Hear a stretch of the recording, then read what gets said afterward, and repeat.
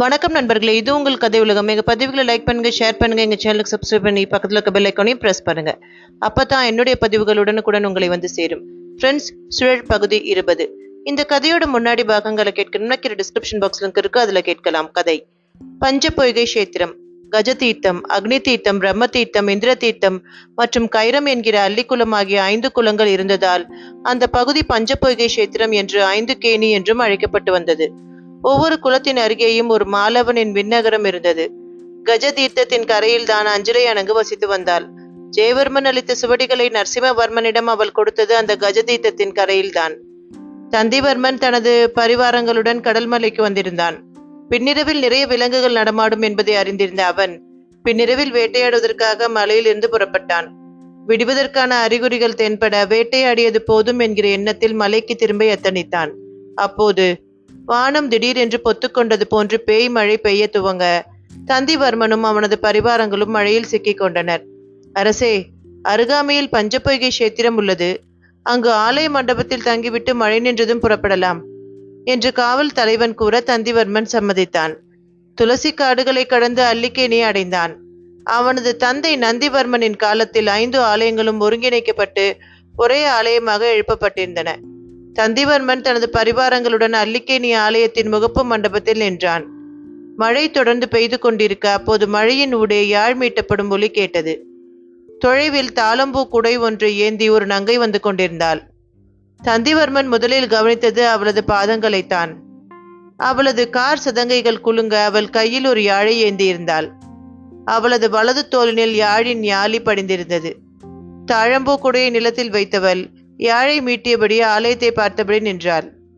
மண்டபத்தில் நின்ற தந்திவர்மனையோ அவனது பரிவாரங்களையோ அந்த பாணர் குலத்து பாடினி கவனிக்கவில்லை. யாழை நிலத்தில் வைத்தவள் ஆலயத்தின் முன்பாக நின்றாள். மெலிந்த உயரமான தேகம், கோபுர கொண்டையை போற்றிருந்தாள். கழுத்தில் மகிழம்பூ மாலை, செங்கல் பொடி வண்ணத்தில் மார்பு கச்சையும் அதே வண்ணத்தில் சேலையும் அணிந்திருந்தாள். செவிகளில் ஸ்வர்ண தொங்கணங்கள், கொண்டையில் திருகுப்பூ. ஆடம்பரமான அலங்காரம் இல்லை என்றாலும் அப்சரசை போன்று காணப்பட்டாள். அவளுக்கு அழகு சேர்த்ததே முகத்தில் தவழ்ந்த அந்த அமைதிதான். திடீரென்று ஆலயத்தின் வாயிலில் குயில் ஒன்று இயங்க ஆரம்பித்தது. மழையின் ஒலியை மீறிக்கொண்டு தேன்மழை பொழிய ஆரம்பித்தது. தந்திவர்மன் அவளது குரலை கேட்டு மலைத்து போனான். புருவவியல் குமரியாம் நீ, ஒன்றுகட் காவியம் வானத்தை அழியனான், உரனின்று உடக்கும் அவன் நீ, செருகுமுத்து உபேகத் திருத்தக புகுமுகத்தால் செஞ்சவே. இப்படி போகுது பாட்டு. ஃபுல்லாக படித்த நேரம் ஆயிடும். ஸோ இதோடு நிறுத்திக்கிறேன். இப்படியாக உருக்கமாக பாடி நின்றாள் அந்த பாடினி. அவளது இனிமையான குரலில் மகுடிக்கு கட்டுண்ட நாகமாக ஆடாமல் அசையாமல் கேட்டுக்கொண்டே இருந்தான். மெய்மறந்து பாடியபடி நின்று அவளை விழுங்குவது போன்று பார்த்து கொண்டிருந்தான். என்றும் இல்லாதபடி அந்த பாடலை கேட்டதும் அவனது இதயத்தில் அமைதியும் நிம்மதியும் தவழ்ந்தன. பாடியபடி அந்த பாடினி ஆலயத்தினுள் பிரவேசித்து ஆலயத்தை வலம் வந்தாள். ஒவ்வொரு சந்நிதியின் முன்பாகவும் நின்று பாடியவள் மீண்டும் ஆலய வாயிலில் நின்று தனது பன்னிசையை நிறைவு செய்தாள். மீண்டும் தனது யாழை தோளில் சரித்து கொண்டு தாழம்பு குடையை எடுத்துக்கொண்டாள். மழை நின்று போனாலும் இன்னும் தூறிக்கொண்டுதான் இருந்தது. அந்த பெண் மீண்டும் வந்த வழியை நடக்க தந்திவர்மனின் இதயத்தில் சலனம். இனி அந்த பெண்ணை காண மாட்டோமா என்று ஒருவித வேதனை தோன்ற அவள் பின்பாகவே ஓடி சென்றான். பெண்ணே என்று அழைத்தபடி ஆவலாய் வழிமறித்தான். திகைப்புடன் அவனை ஏறிட்டு பார்த்தாள். பெண்ணே, உனது பாடலை கேட்டு மெய் மறந்தேன். புருவ வில் குமரியாம் என்று நீ பாடிய பாடல் என்னை நெகிழ்த்து விட்டது. தந்திவர்மன் அவளை கிறக்கத்துடன் பார்க்க அந்த பெண் குழம்பினாள். மாலவனுக்கு பாவை நோன்பு நோற்றவளை குறித்து பாடினேன் ஐயா. அவளுக்காக பாடப்பட்ட பாடல் தங்களுக்காக அல்ல. அந்த பெண் கண்களை தாழ்த்து பணிவுடன் கூறினாள். நீ யாருக்காக பாடினாலும் எனது அனுமதியின்றி அந்த பாடல் எனது செவிகளில் புகுந்து இதயத்தை உருக்கிவிட்டன. அந்த பாடலின் பொருளை மட்டும் கூறிவிட்டு போ, இல்லையென்றால் எனது சிந்தை கலங்கிவிடும். தந்திவர்மன் அவளை பரிதாபமாக பார்த்தான்.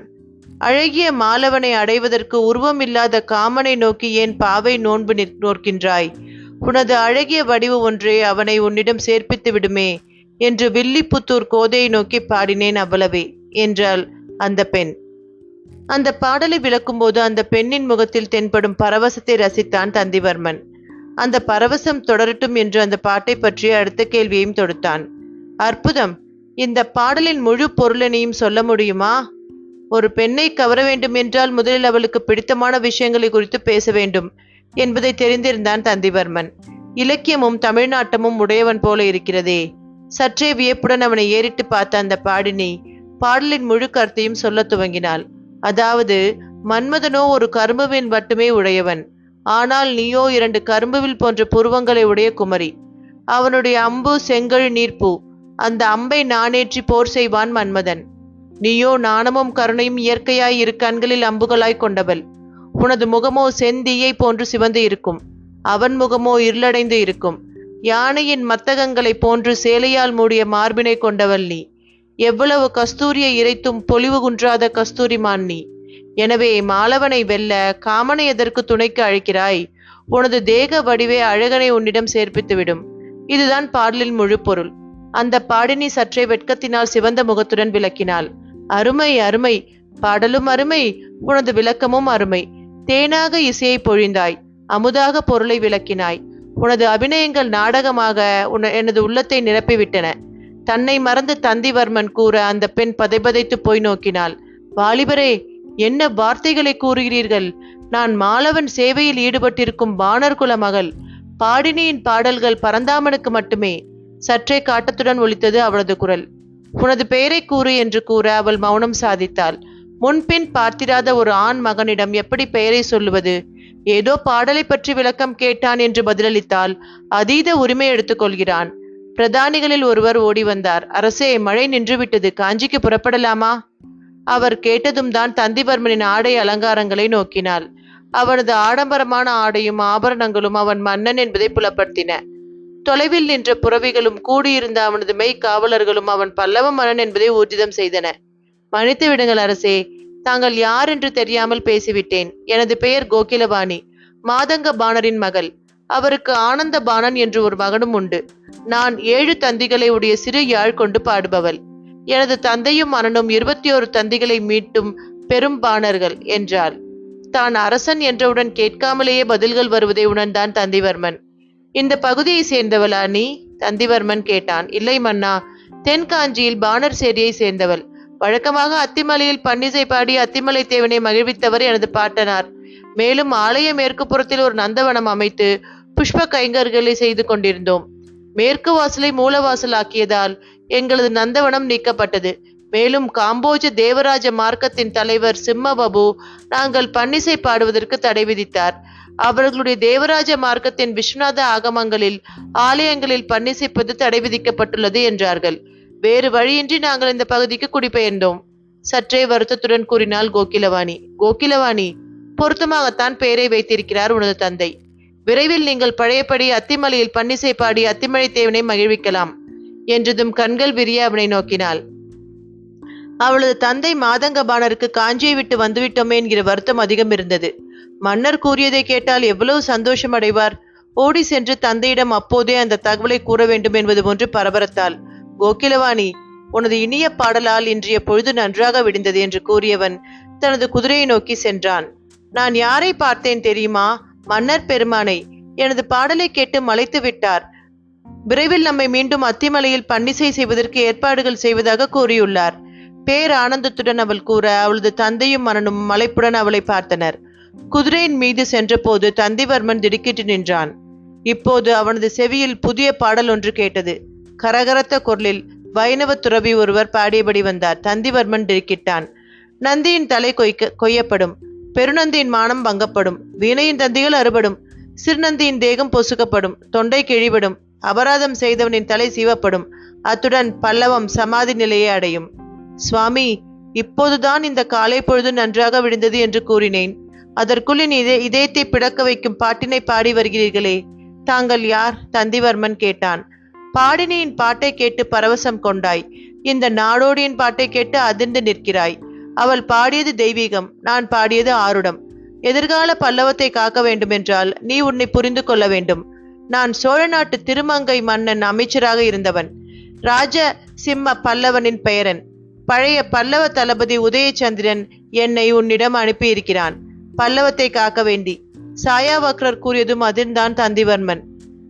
எனது தாய் ரேவாதேவியின் சகோதரர் உதயச்சந்திரன் அல்லவா? தந்திவர்மன் திகைத்தான். இருக்கலாம். ஆனால் பல்லவத்தால் நாடு கடத்தப்பட்டு இப்போது ஸ்வேதகிரியில் வசிக்கிறார். அவர்தான் என்னை உன்னிடம் அனுப்பினார் என்றதும் பயபக்தியுடன் அவரை நோக்கினான். நான் உன்னிடம் நிறைய பேச வேண்டும். பல்லவத்தை பேரிடர்கள் தாக்கப் போகின்றன.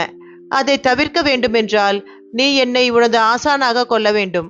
சாயாவக்ரர் கூற தனது பிரதானிகளை நோக்கி கையசைத்தான் தந்திவர்மன்.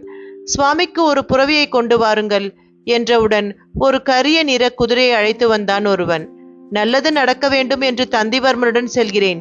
வெள்ளை குதிரையாக இல்லாமல் கரிய குதிரையாக வந்துள்ளதே. நமது பிரயத்தனங்களை செய்வோம். முடிவை அத்திமலை தேவனிடமே விட்டுவிடுவோம் என்றபடி அந்த புறவியில் ஏறினார் சாயாவக்ரர்.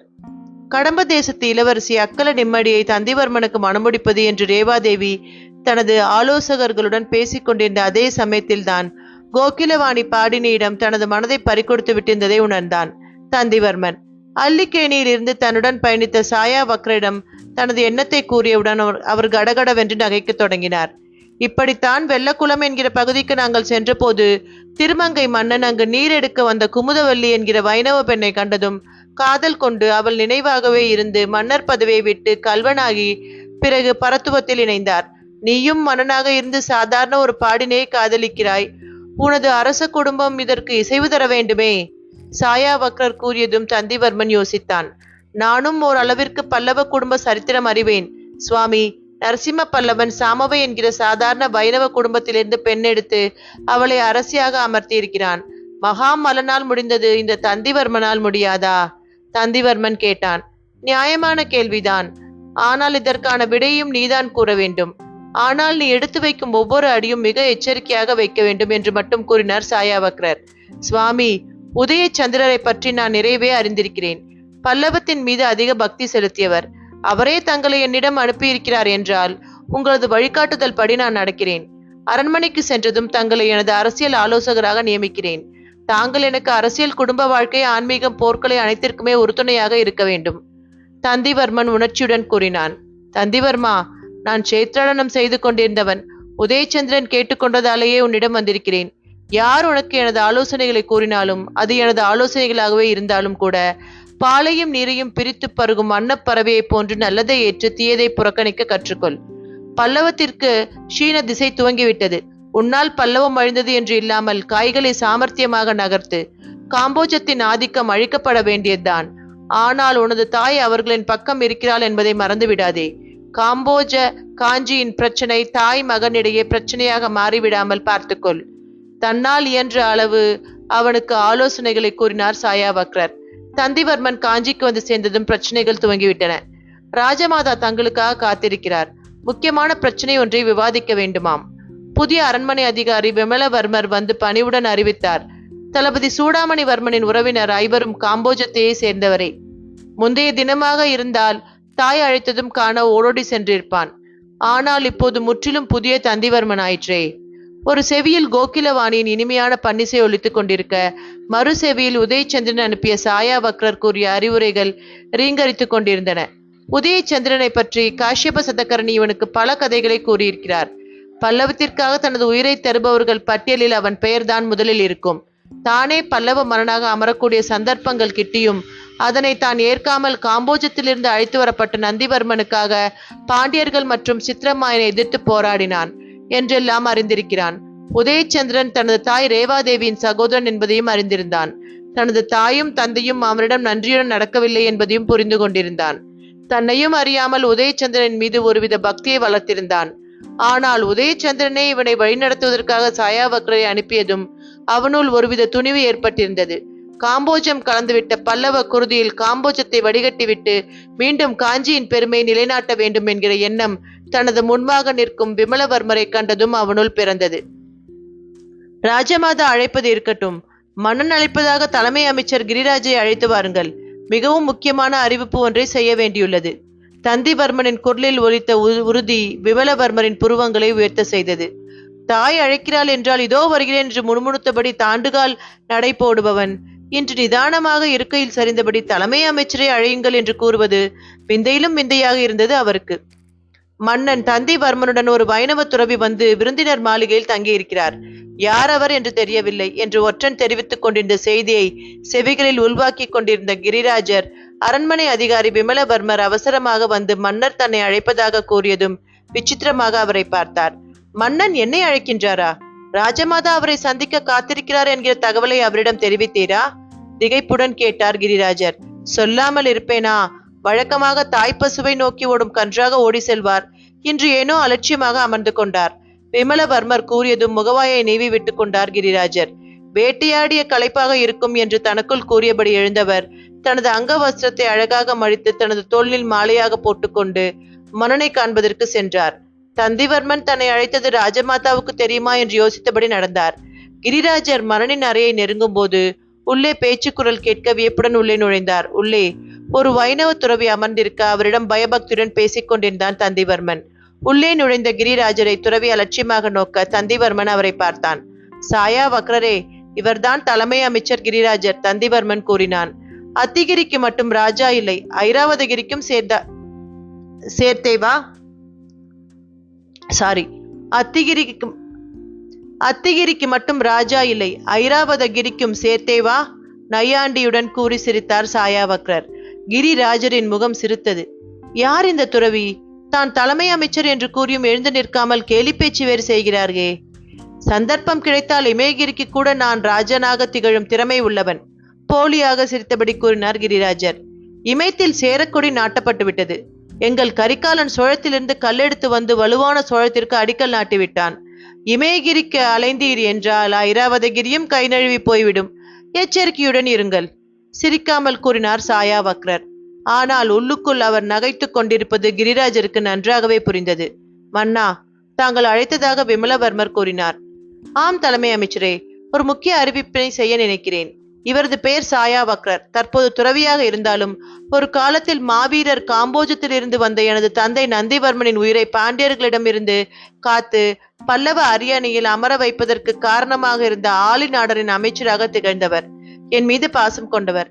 இவரை எனது அரசியல் மற்றும் அந்தரங்க ஆலோசகராக நியமிக்கிறேன். அதற்கான அறிவிப்பினை உடனேயே செய்யுங்கள். தந்திவர்மனின் குரலில் இது நாள் வரை இல்லாத உறுதி காணப்பட கிரிராஜன் உறைந்து போய் நின்றார். ஏற்கனவே தேவராஜ மார்க்கத்தின் தலைவர் தர்ணிதர தாய்வான் உமக்கு ஆலோசகராக இருக்கிறாரே. தலைமை அமைச்சர் தயங்கினார். உமது கருத்துக்களை கேட்கவில்லை, எனது உத்தரவை செயல்படுத்துங்கள். தந்திவர்மன் காட்டத்துடன் சொல்ல அவர் நேராக அந்தப்புறம் சென்று ரேவாதேவியிடம் மன்னரின் உத்தரவை பற்றி கூற, ரேவாதேவி சினத்துடன் கிரிராஜர் மற்றும் தர்ணிதர தாய்வான் பின்தொடர தந்திவர்மனின் அறையை நாடி வந்தாள். தந்திவர்மா என்று கூப்பாடு போட்டபடி வந்த ரேவாதேவி அலட்சியமாக பார்த்தார் சாயாபக்ரர். மன்னர் நீராடுவதற்கு சென்றிருக்கிறார், சற்றே அமர்ந்திருங்கள், இப்போது வந்து விடுவார். தந்திவர்மன் வருவது இருக்கட்டும், இங்கு வந்து அமர்ந்திருக்கும் நீங்கள் யார்? எரிச்சலுடன் வினவினாள் ரேவாதேவி. நேற்று வரை ஒரு வைணவ துறவி, இன்று முதல் பல்லவ மன்னின் ஆலோசகர். மொத்தமாக நோக்கினால் நான் பல்லவத்தின் நலம் விரும்பி. துறவிக்கு என்ன அரசியல் தெரியும்? பல்லவத்தின் நலம் விரும்பிகள் நாங்கள் நிறைய பேர் இருக்கிறோம். சோழ நாட்டிலிருந்து வந்திருக்கும் நீங்கள் ஒன்றும் பல்லவத்திற்கு ஆலோசனை செய்ய வேண்டியதில்லை. தர்ணிதரர் கூற சிரித்தார் சாயாவக்ரர். கடல் கடந்து வந்த காம்போஜர்களை காட்டிலும் அண்டையிலுள்ள சோழ நாட்டுக்கு பல்லவத்தின் மீது அக்கறை உண்டு. சாயாவக்ரர் கூற அதிர்ந்து போனாள் ரேவாதேவி. அங்கிருக்கும் இருக்கை ஒன்றின் மீது அமர்ந்து தனது இடது காலின் மீது வலக்காலை போட்டபடி தான் அந்த துறவியை ஒரு பொருட்டாகவே மதிக்கவில்லை என்பது போன்று அமர்ந்தாள். ஒரு காலின் மீது மற்றொரு காலை போடுவது அமர்ந்திருக்கும் பொழுதில் மட்டுமே சாத்தியமான செயல். நடக்கும் போது அங்கனம் போடுவதற்கு இயலாது. இப்போது பல்லவம் அமர்ந்திருக்கிறது. காரணம், காஞ்சி என்னும் ஒரு காலின் மீது காம்போஜம் என்கிற கால் படர்ந்திருக்கிறது. பல்லவம் எழுந்து நடக்க வேண்டும் என்றால் காம்போஜம் என்கிற மற்றொரு கால் நீங்க வேண்டும். சாயாவக்ரர் கூற அனைவருமே அதிர்ந்தனர். சரியாக உள்ளே நுழைந்தான் தந்திவர்மன். அனைவரும் இங்குதான் இருக்கின்றீரா? நல்லதாக போயிற்று. முக்கியமான சில அறிவிப்புகளை செய்ய வேண்டியுள்ளது. நானும் சாயாவக்ரரும் பேசி தீர்மானித்திருக்கிறோம். வரும்போதே தான் தற்போது புதிய சிந்தனையுள்ள மன்னன் என்பதை தெரிவித்தபடி வந்தான். என்ன இது தந்திவர்மா? யோசிக்காமல் எதையோ அறிவிக்கின்றாய். நேரடியாக தாக்குதலை துவக்கினாள் ரேவா. இது நாள் வரை எனக்காக தாங்கள் யோசித்துக் கொண்டிருந்தீர்கள். தங்களுக்கும் வயது ஏறுகிறது. எனவே தங்களுக்கு ஓய்வு கொடுக்கலாம் என்று இந்த துறவியை ஆலோசகராக நியமித்தேன். எனது தந்தையை காப்பாற்றியவர் இவர்.